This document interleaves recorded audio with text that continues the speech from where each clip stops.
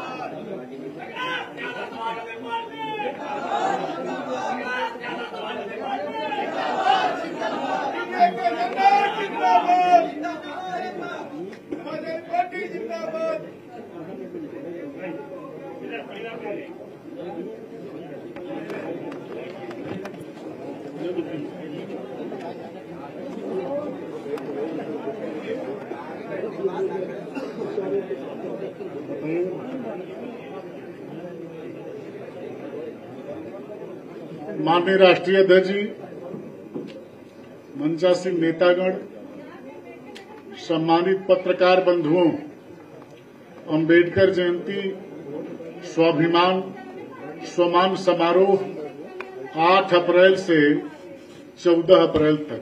इनकी कोई समस्या है?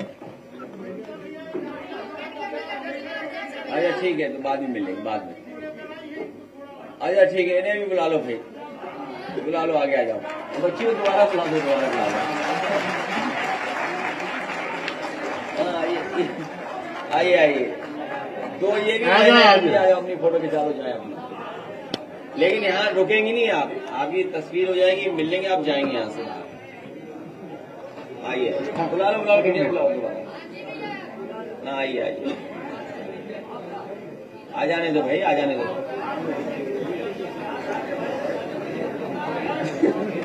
रोना ठीक बात नहीं है। नहीं समझ जाएंगे, आप लोग भी आ जाएंगे, आप लोग भी आ जाएंगे। तुम चुनाव लड़ना के चक्कर में इसलिए बैठ जाओ वहीं पर। अरे दुखी क्यों होती है?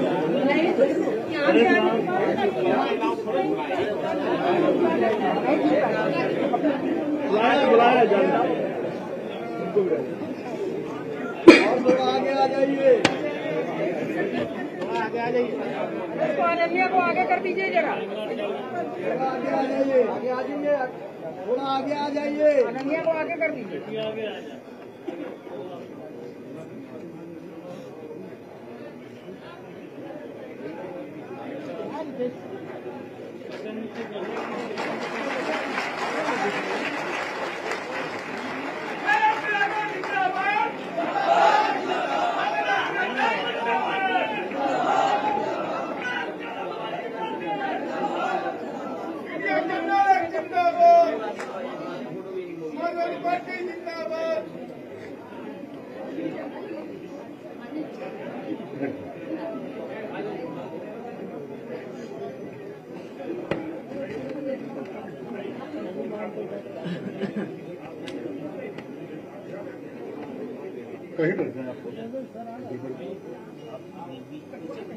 माननीय राष्ट्रीय अध्यक्ष जी,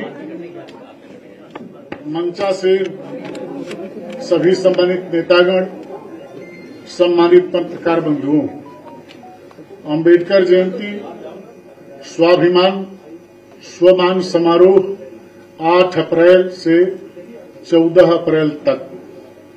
अंबेडकर जयंती के पावन अवसर पर आगामी 8 अप्रैल से 14 अप्रैल तक समाजवादी बाबा साहेब अम्बेडकर वाहिनी एवं समाजवादी अनुसूचित जाति प्रकोष्ठ के संयुक्त तत्वाधान में सपा के सभी कार्यालयों, सभी जनप्रतिनिधियों के स्थानीय व आवासीय कार्यालयों में स्वाभिमान स्वमान समारोह आयोजित किया जाएगा। पीडीए समाज के समस्त सदस्यों से आह्वान है कि वो एकजुट होकर बाबा साहब की देन व धरोहर, संविधान और आरक्षण बचाने में पीडीए के आंदोलन को नई ताकत प्रदान करें। वह इस अवसर पर संगोष्ठियों और संभाषणों के माध्यम से दोहराएं कि संविधान ही संजीवनी है और संविधान ही ढाल है, और ये भी कि जब तक संविधान सुरक्षित रहेगा तब तक हम सबका मान सम्मान, स्वाभिमान और अधिकार सुरक्षित रहेगा। स्वमान के तहत हम अपने सौहार्दपूर्ण, पंथनिरपेक्ष, लोकतांत्रिक मानक और मूल्यों के साथ ही अपनी स्वयं की एकता के मूल्य को समझकर इस पीडीए रूपी एकजुटता की परिवर्तनकारी शक्ति का भी मान बखूबी समझें। स्वाभिमान, स्वमान के माध्यम से ही पीडीए समाज के सदस्य अपनी निर्णायक शक्ति हासिल करके स्वाभिमान से जीने का हक, अधिकार पा पाएंगे और दमनकारी, उत्पीड़नकारी, वर्चस्ववादी, प्रभुत्ववादी, शक्तिकामी, नकारात्मक ताकतों को संवैधानिक जवाब दे पाएंगे। पीडीए की एकता ही संविधान और आरक्षण बचाएगी। पीडीए की एकजुटता ही सुनहरा भविष्य बनाएगी। आइए पीडीए के इस स्वाभिमान, स्वमान के संघर्ष को समारोह में बदल दें।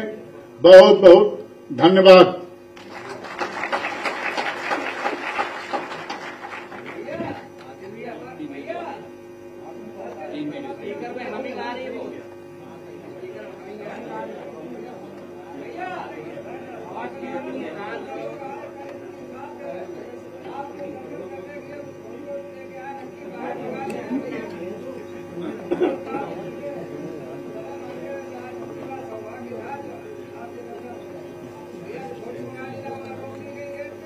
प्रेस के लोगों से मैं कह रहा हूँ, अगली बार इन लोगों को नहीं बुलाएंगे जिससे असुविधा आपको नहीं होगी। अगली बार से नहीं बुलाएंगे।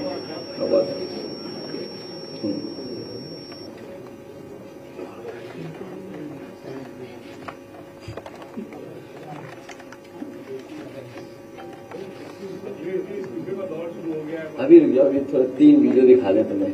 आप ही लोगों की वीडियो है, वही आपको दोबारा दिखा दें। ये कहीं से ऑन है किसी का, ये बजिंग है, आप लोग कुछ ऑन है, बजिंग मजबूरी बिकॉज वहां कुछ ऑन करके रखा है मोबाइल। लेकिन विपक्ष ही सुनवाई होती है, मेरी सुनवाई कहीं नहीं होती है। इसमें निर्मला राय मालती त्रिपाठी जी जान से लगी है, मेरे पीछे हाथ धो करके और लोग कुछ चीजें नहीं कर रही है। मेरी 3 घटिया बड़ी बड़ी है, हम कैसे कहा जाए। मेरा घर, पैसा, मकान सब ले लिया है। 2 फुट कमरे खंडा से घर है, उसमें हमला है। आके अधिकारियों के पास रोज रोज दुआई दे रहा। आज मुझे मेरे घर से निकाल किया जा रहा है, लेकिन कोई सुन नहीं रहा। क्या नाम है? नाम है। भाजपा में किस पद पर? हम कोई पद पे नहीं है, मुझे कोई पद की जरूरत नहीं। मैं काम जनता हूँ, मैं आम जनता होकर के योगी जी मोदी से कहना चाहती हूँ कि हम अपने 325 में 300 कहा जाए। किस दुनिया में जाए, सबके आगे रो रो करके भीख मांग रहे, कोई मेरा साथ नहीं दे रहा है। मामला क्या है? क्या घर कहाँ है? मामला मेरा डगर पथरिया में है। क्या हुआ? मेरे ससुर जी के एक्सपायर के बाद मेरे घर वालों ने मुझे घर से बाहर निकाल दिया। मैं किसी भी तरह का प्रिया पटेल के यहाँ से कहा कि मैं कर्मचारियों को बुलवाकर ताला खुलवाई घर का। जब मैं घर के अंदर गई तो मेरे परिवार वालों ने 20 से पार्टीशन कर दिया, 2 कमरे उसमें हमें।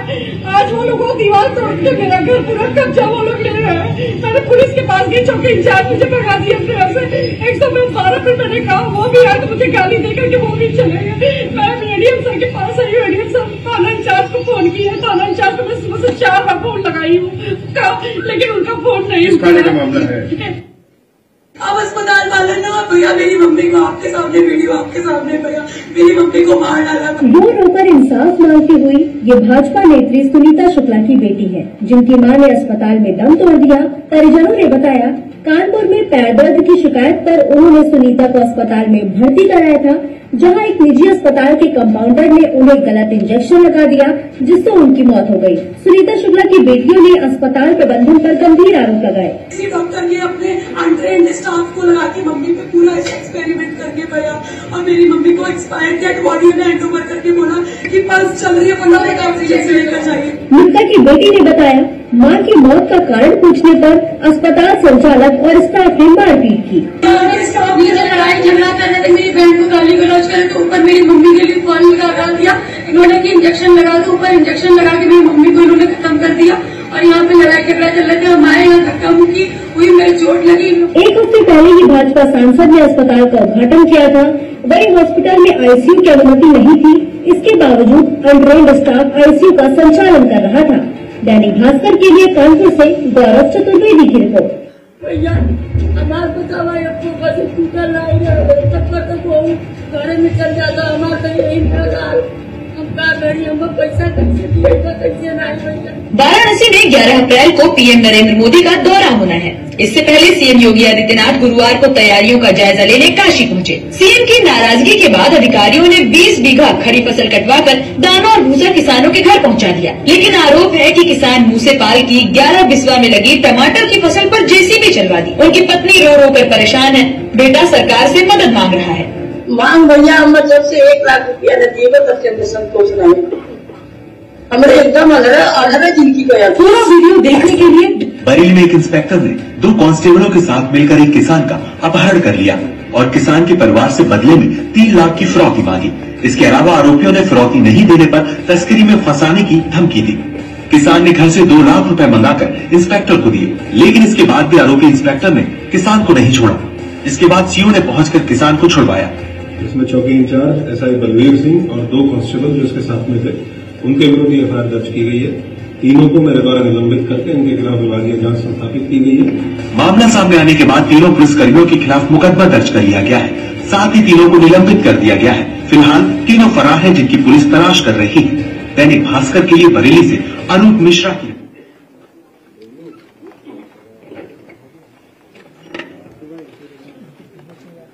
मैं सबसे पहले प्रेस के साथियों का बहुत बहुत धन्यवाद और आभार प्रकट करना चाहता हूं। हम लोग बहुत दिनों बाद मिल रहे हैं। सबसे पहले हम सब लोग मिलकर के महर्षि कश्यप जी का माल्यार्पण किया था, उनको याद करते हैं। निषाद राज जी का याद करते हैं, राजा गुरुराज निषाद जी का। सम्राट अशोक जी की जयंती पूरे प्रदेश में, पूरे देश में जगह जगह लोग मना रहे हैं। सम्राट अशोक जी को याद भी कर रहे हैं। उसके बाद हम लोगों ने एक बेटी, उसको सम्मान करने का काम किया है। इधर ये वीडियो दिखाने का मकसद यही था कि जो लोगों ने 0 टॉलरेंस का नारा दिया था कानून व्यवस्था को लेकर के, 0 टॉलरेंस करप्शन को लेकर के, दोनों ही चीजें उत्तर प्रदेश में 0 हो गई। ये कोई पहली बार नहीं कहा जा रहा है। उत्तर प्रदेश में कानून व्यवस्था को बेहतर बनाने के लिए नारे के माध्यम से सरकार ने जो 0 टॉलरेंस की पॉलिसी का नारा दिया था, अगर पिछला रिकॉर्ड उठा करके हम देखें तो ये नारा ही 0 हो गया है। बहुत कम ऐसा देखने को मिलता होगा कि पुलिस ही फिरौती के लिए अपहरण कर रही हो, पुलिस फिरौती के लिए अपहरण कर रही हो और पुलिस पर ही एफआईआर कर रही हो, पुलिस पे ही छापा पड़ रहा हो, पुलिस को तलाश कर रही हो। तो आप बताओ ये 0 टॉलरेंस कहां बचा है? और जो वीडियो हमने देखे हैं तो ये तो 1, 2, 3 दिखा पाए हम लोग को। आपसे बेहतर कौन जानेगा कि पूरे प्रदेश में कोई कानून व्यवस्था की चीज नहीं, कहीं न्याय नहीं मिल रहा है। और उसका परिणाम यह है कि लोगों को भटकना पड़ रहा है। और इधर जो देखने को मिल रहा है, बीजेपी के लोग बीजेपी से ही नाराज हैं। बीजेपी के लोगों को भी नहीं न्याय मिल रहा है। बीजेपी के खिलाफ खड़ी हुई है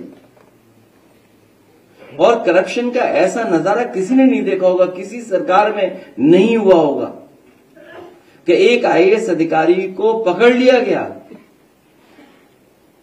उसके बीच के जो हिसाब किताब बनाता था, या दलाल बोले या कोई और दूसरा शब्द बोले, जो मैनेजमेंट का काम करता था, उसको पकड़ लिया गया।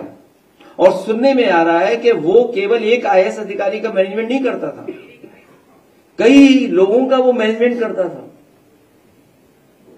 ये भ्रष्टाचार का मामला नहीं था, ये जो बंटवारे में झगड़ा हुआ उसका वजह से ये पोल खुल गई। जो बंटवारे का झगड़ा था उससे पोल खुली है। ये बातें मैं इसलिए कह रहा हूं कि जब भारतीय जनता पार्टी खुद मान गई है कि उनका 80-20 का भी नारा नहीं चलने वाला है, जो 80-20 का नारा देते हैं, 46 में 56 बोलने वालों से मैं पूछना चाहता हूं कि जो 80-20 का नारा है, हम लोग 80 में आते हैं कि 20 में आते हैं?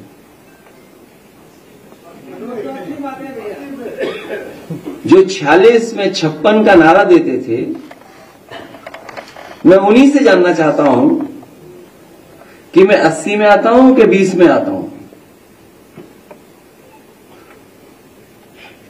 80 में कि 20 में ये सरकार बताए, लेकिन सच्चाई तो ये है कि 80-20 का मामला नहीं है, ये 90-10 का मामला है। क्योंकि आधी आबादी इनसे इतनी पीड़ित है जिसकी आप कल्पना नहीं कर सकते। आधी आबादी को, पीडीए परिवार को जोड़ दें तो ये हिसाब किताब 90-10 का बनता है। जो लोग निवेश लाना चाहते थे वो विनाश ले आए, उन्हीं का अधिकारी पकड़ा गया। सुनने में तो आ रहा है कि मुख्यमंत्री आवास में ही सब छिपे हुए हैं भ्रष्टाचारी लोग। जो लोग न जाने कहां पाताल से ढूंढ लाते थे लोगों को, पाताल से, पाताल में ढूंढने चले जाते थे, वो मुख्यमंत्री आवास में नहीं ढूंढ पा रहे कि अधिकारी वहीं छिपा हुआ है।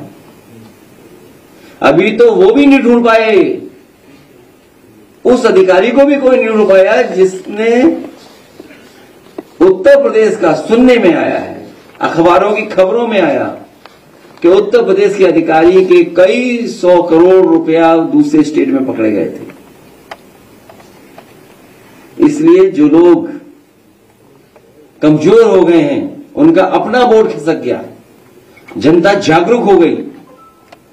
जनता के सामने न किसान के सवाल पर सरकार के पे कोई योजना बना पाए, जो आय दो नीति वो नहीं कर पाए, नौजवान को नौकरी रोजगार नहीं दे पाए, आरक्षण नहीं दे पाए, महंगाई कम नहीं कर पाए, निवेश नहीं ला पाए।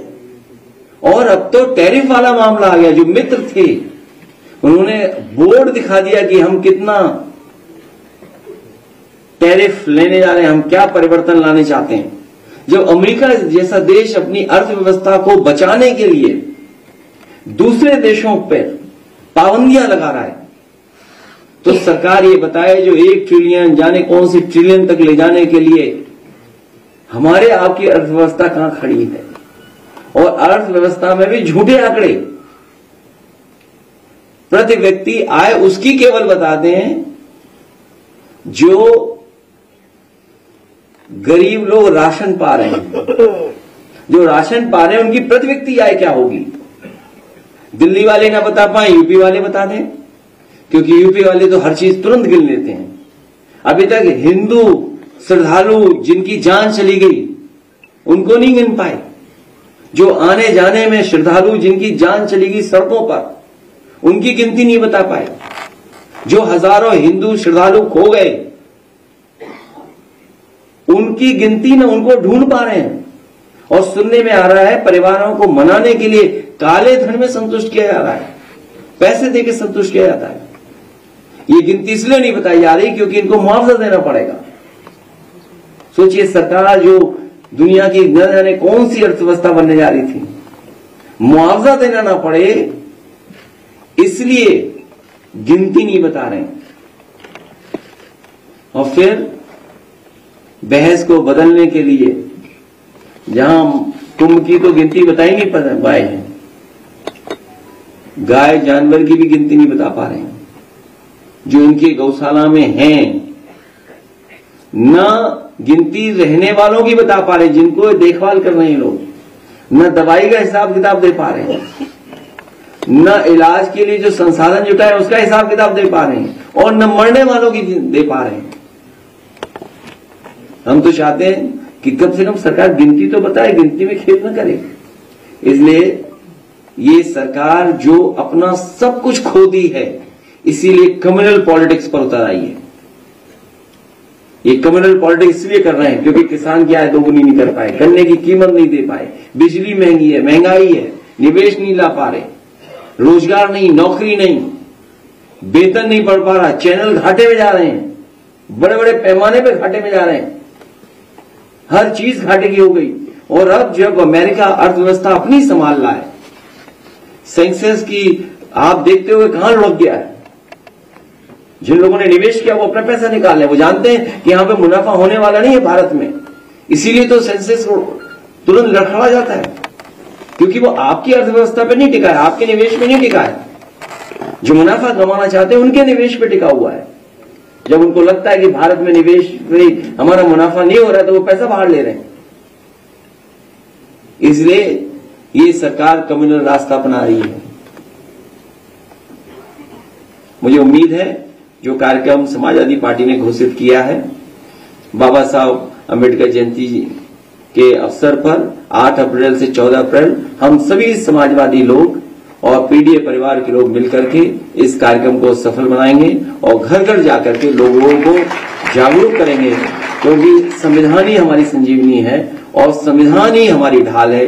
जब कभी भी हमारे सम्मान पर आंच आएगी, जब कभी भी हमारे जान को खतरा होगा, तो यही संविधान हमारी ढाल बनकर के हमारी मदद करेगा। के बाद इस्तीफे का दौर शुरू हो गया है, ये आरएलडी में कई नेताओं ने इस्तीफा दिया है और उधर बिहार में भी कई इस्तीफे हो गए। मैंने अपने लोकसभा के भाषण में कहा था कि वक्फ के लिए जो कानून लेकर के आए हैं, ये भारतीय जनता पार्टी के लिए वाटरलू साबित होगी। अभी अखिलेश जी, आज के दलित सांसद के घर पर जो है तोड़फोड़ की गई है और उस तोड़फोड़ में जो है इनका दिखाती है कि जब असलियत से बात करो, उनसे पार्लियामेंट में बात करते हैं सांसद लोग, तो बाहर आके वो तोड़फोड़ करते हैं और घर जलाने की कोशिश करते हैं, तमाम इस मुद्दों को भटकाने की कोशिश करते हैं। इस पे आता आज तुम नंबर 2 पे रह गए। ये बेहद सेंसिटिव इशू है, इसलिए सरकार से ये मैं यही कहूंगा कि जब राज्यसभा में रिकॉर्ड से वो बात हटा दी गई और कई मौकों पर मैंने कहा है, पार्टी की तरफ से भी इस बात को कहा गया है कि इतिहास को नहीं पलटना चाहिए। जो इतिहास हमें खुशहाली तरक्की के रास्ते पे न ले जा सके, उस इतिहास को इतिहास ही रहने देना चाहिए, क्योंकि इतिहास में अच्छाई और बुराई दोनों हैं। लोग पॉलिटिकल लाभ के लिए किसी भी पन्ने को रख लेते हैं। केवल यही नहीं, भारतीय जनता पार्टी करोड़ों रुपए खर्च कर रही है, करोड़ों तो कम बोल रहा हूं मैं। उनके बहुत सारे सीनियर लीडर्स जो यूपी के बाहर भी हैं, अन्य प्रदेशों में बैठे हैं, दिल्ली में भी हैं, गुड़गांव में भी हैं, उनके सेंटर्स हैं, वो करोड़ों रुपए खर्च करते हैं सोशल मीडिया पे बदनाम करने के लिए। इधर आपने देखा होगा, जब से वक्फ का बिल पास हुआ है और जो इतिहास को लेकर के चर्चा देश में छिड़ी है, बड़े पैमाने पर सोशल मीडिया से लेकर के और जगह पर बहुत सारा प्रचार किया जा रहा है, समाजवादियों के खिलाफ, कांग्रेस पार्टी के खिलाफ, इंडिया गठबंधन के खिलाफ। ये वही लोग हैं जो लोग घबराए हुए हैं पीडीए की ताकत से। ये पीडीए की ताकत, और जिस दिन हमारी सरकार में बैठे हुए लोग ये बता देंगे कि 80 में हम हैं कि 20 में हैं, तो हम उन्हें बता देंगे कि 90 किधर है, 10 किधर है। ये जी 2020 में सीबीआई जांच की सिफारिश की गई थी उत्तर प्रदेश सरकार की तरफ से, वक्त शिया और सुन्नी वक्फ बोर्ड की सीबीआई जांच की। 5 साल हो चुके हैं, अभी तक कोई भी कार्रवाई सीबीआई की तरफ से नहीं की गई है और कहा यह जा रहा था कि पिछले 10 साल के रिकॉर्ड में बेनामी जो संपत्तियां बेची गई वक्फ बोर्ड की तरफ से उसकी जांच की गई। आपका सवाल अपनी जगह है। बीजेपी यही चाहती है कि हम सब लोग मिलकर के जो बुनियादी सवाल है उस पर चर्चा न करें। आज मान लीजिए गेहूं की खरीद हो रही है पूरे उत्तर प्रदेश में। गेहूं की क्या सरकारी खरीद हो रही है? अगर आप जानकारी करेंगे जमीन पर, सरकार ने हाथ खड़े कर लिए हैं और सरकार ने लाइसेंस दे दिए हैं कि जितना चाहे प्राइवेट लोग खरीद लें गेहूं को या किसान की फसल, जबकि सरकार की जिम्मेदारी है। सरकार ये भी तर्क दे सकती है क्योंकि बाजार में कीमत अच्छी मिल रही है या प्राइवेट में मिल रहे हैं, तो सरकार क्या कर रही है अपने खजाने को लेकर के या इतने बड़े बड़े जो संसाधन उनके पास। बेरोजगारी, नौकरी कितने बड़े पैमाने पर है। अभी कल ही मैं पढ़ रहा था पलायन रिपोर्ट उत्तराखंड की, 1000 से ज्यादा शिक्षक भर्ती नहीं हो पाया वहां पर। उत्तर प्रदेश और उत्तराखंड सबसे ज्यादा फौज में जाते थे नौजवान भर्ती के लिए। आज बताइए अग्निवीर जैसी व्यवस्था लागू है। जिस नौजवान को पक्की नौकरी, पक्की वर्दी मिलती, इस विषय में वो चर्चा नहीं चाहते। आपको सब विदेशी चीजें दे दी हाथ में, सब बाजार। मैं तो अपने पत्रकार साथी से कहूंगा कि सरकार अमेरिका के राष्ट्रपति जी से सीखे, अमेरिका के राष्ट्रपति जी से सीखे कि अपने देश की अर्थव्यवस्था बचाने के लिए वे दूसरे देशों पे पाबंदियां लगा रहे हैं। तो उन्हीं से सीख करके भारत को भी क्या चीन पे पाबंदी लगानी चाहिए कि नहीं लगानी चाहिए, अपने बाजार को, अपनी अर्थव्यवस्था को बचाने के लिए। हमें सीखना चाहिए अमेरिका जैसे देश से कि हमें भी उतनी ही पाबंदी लगा देनी चाहिए दूसरे देशों पर अपनी अर्थव्यवस्था बचाने के लिए। अखिलेश जी, जहां उत्तर प्रदेश में जंगल राज कायम है, वहीं सरकार 8 साल के मिसाल का नारा दे रही है, क्या कहना है? 8 में 2 जीरो होते हैं, जब 2 जीरो मिलते हैं तब 8 बनता है। ये डबल इंजन जीरो है यूपी में। मैंने एक प्रतिष्ठित अखबार में देखा ऐड, और प्रतिष्ठित अखबार ने ये लिखा कि 17 एक्सप्रेसवे हैं यूपी में, 17 एक्सप्रेसवे बन रहे हैं। मैंने कई लोगों से जानकारी की, चर्चा की, उसके बाद पता लगा कि 17 एक्सप्रेसवे नहीं बन रहे हैं, झूठ के एक्सप्रेसवे बना रहे हैं लोग। अभी मैं एयरपोर्ट से जब लौट के आ रहा था तो एक होर्डिंग लगी हुई थी, उस होर्डिंग में लिखा था कि 6 बन चुके हैं, 7 निर्माणाधीन हैं। तो 7 और 6 कितने हुए? 13। तब भी 4 नहीं है, तो तभी मैंने सोचा 4 सपनों में बना रहे हैं भाई। प्रतिष्ठित अखबार हम सब देखते हैं, उसमें ऐड था सरकार का 17 का। आज विज्ञापन, बड़ी बड़ी होर्डिंग लगी है कि 6 निर्माण हो चुका है, मतलब बन चुके हैं, और 7 निर्माणाधीन हैं। तो 4 बजे सपनों में बनेंगे। योगी जी कह रहे हैं महाजन में जीरो पॉवर्टी स्कीम लाएंगे और अगले 3 साल में यूपी से गरीबी खत्म कर। वो बिटिया अगर न गई हो तो से मैं कहूंगा सरकार से अनन्या बेटी को और उसके परिवार को जीरो पॉवर्टी योजना से जोड़ दें। और इसी समय में ये भी मांग करूंगा कि प्रधानमंत्री जी ने लाल किले से कहा था कि हम प्रधानमंत्री आवास हर गरीब को दे देंगे और पहुंचा देंगे। तो मेरी मांग होगी और हम सबकी तरफ से मांग होगी कि उस बेटी और उस परिवार को और उस गांव में जितने लोग हैं जो गरीब हैं उन्हें प्रधानमंत्री आवास दे देना चाहिए।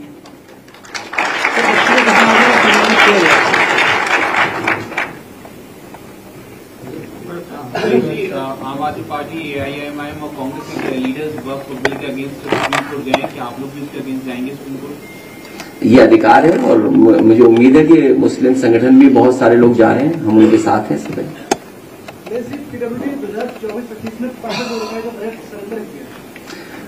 इसके लिए चाचा सही बता सकते हैं।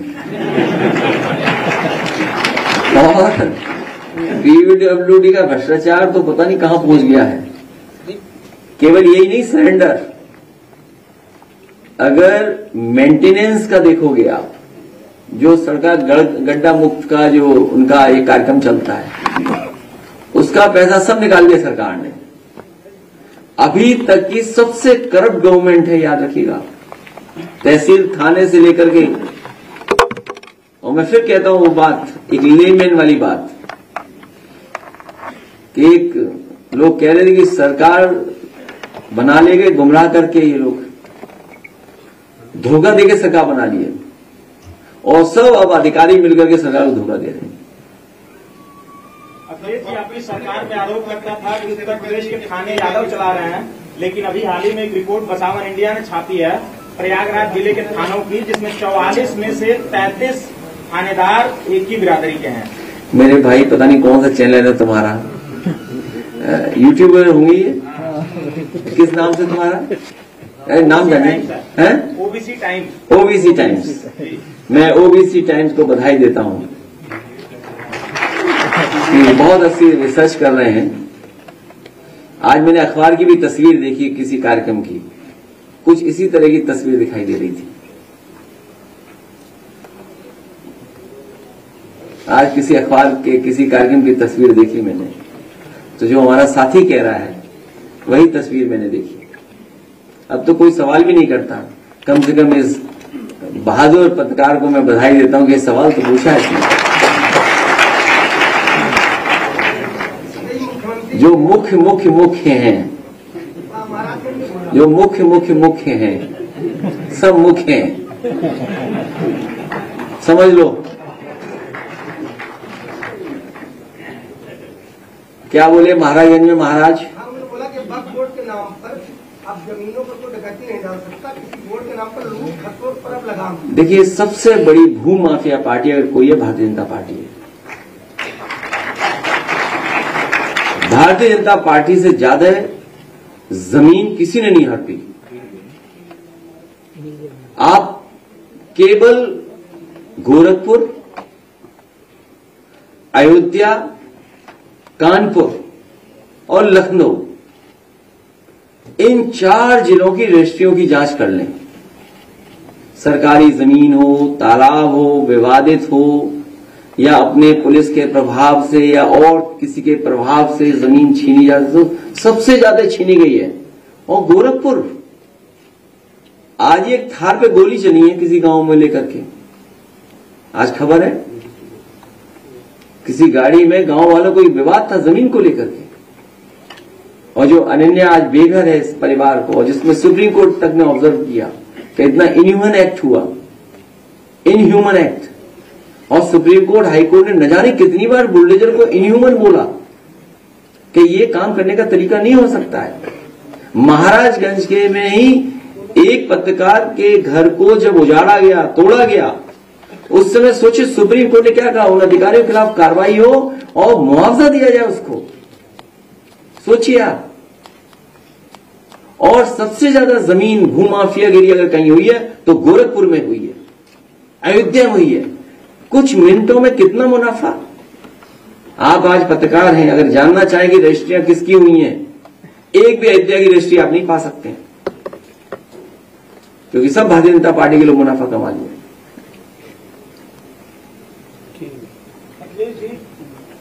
इन दिनों देखा गया है कि मेरठ की एक घटना है, तो लोग अपने अपने हिसाब से देख रहे हैं, लेकिन नीला ड्रम बहुत चर्चा में, क्या कहेंगे समाज के? मैं आपका धन्यवाद। ये विषय अभी का नहीं है, किसी प्रोफेसर को बुलाऊंगा और कोई बहुत एनजीओ वगैरह चलाते उनके बीच हम लोग चर्चा करेंगे। हालांकि शर्ट तो तुम भी नीली पहने है, तो नील दूर से नीली दिख रही है।